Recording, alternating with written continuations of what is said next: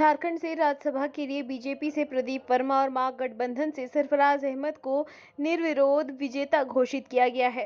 राज्यसभा के लिए महागठबंधन और एनडीए के उम्मीदवार बगैर चुनाव लड़े ही राज्यसभा जाएंगे। बीजेपी से प्रदीप वर्मा और महागठबंधन से सरफराज अहमद ने नामांकन किया था। वहीं गुरुवार को दोपहर 3 बजे तक नाम वापसी लेने का अंतिम समय था। दो ही उम्मीदवार के होने से अब चुनाव नहीं होगा। जीत की घोषणा किए जाने के बाद भाजपा राज्यसभा सांसद प्रदीप वर्मा ने कहा कि मेरी जीत कार्यकर्ताओं के लिए समर्पित है। मुझ जैसे एक कार्यकर्ता को राज्यसभा में भेजना भाजपा में ही संभव है। वही गठबंधन से राज्यसभा सांसद सरफराज अहमद ने अपनी जीत का श्रेय पूर्व मुख्यमंत्री हेमंत सोरेन और उनकी पत्नी कल्पना सोरेन को दी। उन्होंने कहा कि झारखंड के ज्वलनशील मुद्दों को सदन के अंदर उठाने का काम करेंगे। सर क्या कुछ कहेंगे? तो बिल्कुल एक बड़ी जिम्मेदारी मिली है। हेमंत जी ने जो कहा था वो किया है।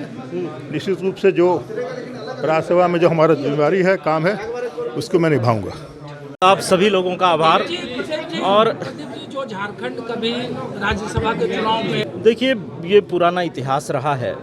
एक आदर्श स्थिति तो यही है कि इस स्तर पे किसी भी प्रकार का भ्रष्टाचार, अनियमितता न हो, क्योंकि ये जो स्तर है, ये जो सदन है जहाँ से राज्यसभा के सदस्य चुने जाते हैं, वो एक ऐसा स्तर है जो पूरे देश के सामने उदाहरण प्रस्तुत करता है। तो एक आदर्श स्थिति है और इसके लिए मैं हमारे नेताओं के प्रति आभार व्यक्त करूंगा जिन्होंने इस प्रकार की एक परिस्थिति का निर्माण किया। एक साधारण से कार्यकर्ता, मैं तो, मेरे पास शब्द नहीं है। मैं सिर्फ इतना ही कहना चाहता हूँ कि इस राज्य के लाखों भारतीय जनता पार्टी के निष्ठावान समर्पित कार्यकर्ताओं को राज्यसभा में मेरे जाने का ये जो मेरा चयन हुआ है, उसको मैं समर्पित कर रहा हूँ कि उनकी मेहनत, उनकी निष्ठा से हम इस स्थिति में हैं कि हम राज्यसभा में झारखंड से अपना सदस्य चुन करके भेज रहे हैं। ये लाखों कार्यकर्ताओं के समर्पण, मेहनत